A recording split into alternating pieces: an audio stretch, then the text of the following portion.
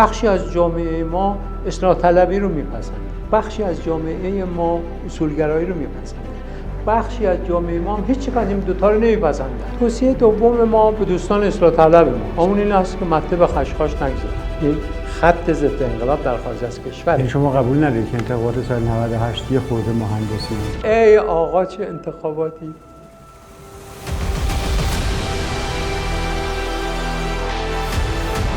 عربستان تا یک حدی با ما میتونه بیاد جلو، بیشتر از اون رو امریکایی‌ها بهش اجازه نمیدن. چیزی بر کاغذ رو بهش افتخار بیش از کاغذ نباید. ما سفیرمون در انگلیس مصاحبه میکرد، گفت بابا اون 300 کیلو رو بدید بره دیگه.